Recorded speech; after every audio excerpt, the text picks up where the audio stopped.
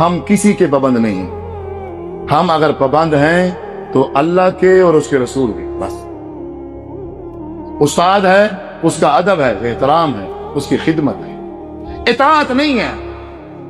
بزرگ ہے، عالم ہے، مفتی ہے، شیخ ہے، جو مرضی چیز ہے وہ اس کا ادب ہے، اس کا احترام ہے، اس کی خدمت ہے، اس کی اطاعت کس کی ہے؟ اللہ اور اس کے رسول کی. ہم تو ان بزرگوں کی اطاعت کر رہے ہیں. جب صحابہ رسول کو اللہ کے نبی نے کہا تم اپنے مولویوں کو خدا مانتے ہو، صحابی نے کہا یا رسول اللہ صلی اللہ علیہ وسلم مجھے آپ کی یہ بات سمجھ نہیں آئی، ہم نہیں مانتے اپنے مولویوں کو خدا. فرمایا جب تمہارا عالم کسی چیز کو حلال کر دیتا تم اس کو حلال سمجھتے تھے؟ فرمایا جی ہاں. فرمایا جس کو حرام کر دیتا اس کو حرام سمجھتے تھے؟ فرمایا جی ہاں. تو پھر خدا کس کو کہتے ہیں؟ یہی تو ہے کہ اللہ ایک چیز کو حلال کر رہا ہے، تمہارا مولوی نے حرام کر دیا اور تم اسی کی مان رہے ہو. اللہ نے اس کو حرام کیا ہے اور مولوی حلال کر رہا ہے اور تم مولوی کے پیچھے لگ کے کھڑے ہو. اس کا مطلب ہے تم نے اللہ کی نہیں مانی، تم نے اپنا خدا اس عالم اور مفتی اور شیخ کو بنا لیا. عزیز بزرگوں، نوجوان ساتھیوں، میرے بھائیوں، میرے بزرگوں، آپ اپنی آخرت والی زندگی کو سیریس لو.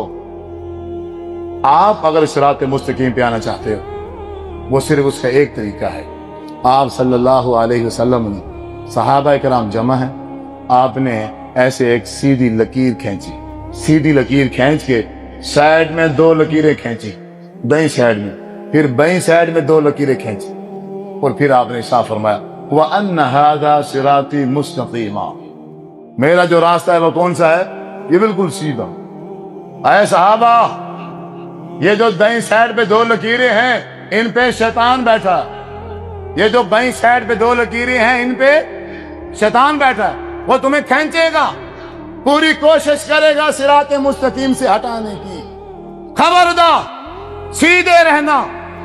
ترکت فیکم امرین، میں دنیا سے چلا جاؤں گا پر میں جاتے ہوئے تمہارے لیے دو چیزیں چھوڑ کے جاؤں گا. لن تضلوا ما تمسکتم بہما، کتاب اللہ و سنت نبیہ صلی اللہ علیہ وسلم. ایک قرآن دے جاؤں گا میں اپنی امت کو، اور ایک اپنا فرمان حدیث کی صورت میں دے کے جاؤں گا. تم میں سے جو بندہ قرآن کو مضبوطی سے پکڑ لے گا اور رسول اللہ صلی اللہ علیہ وسلم کے فرمان کو مضبوطی سے پکڑ لے گا، لن تضلوا، کوئی مولوی، کوئی مفتی، کوئی عالم، کوئی شیخ اسے گمراہ نہیں کر سکے گا. آج سے 1450 سال پہلے حضور نے کہا تھا صراط مستقیم سے 4 لکیریں نکلیں گی. اللہ کو پتا تھا بعد میں امت انہی 4 لکیروں میں الجھ جائے گی.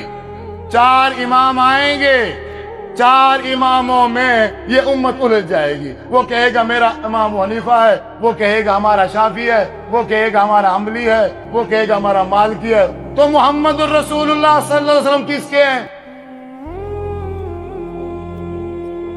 مسلمان ہو کے ہم نے اپنا ایک ایک بنا لیا تو اللہ کے رسول کہاں جائیں گے؟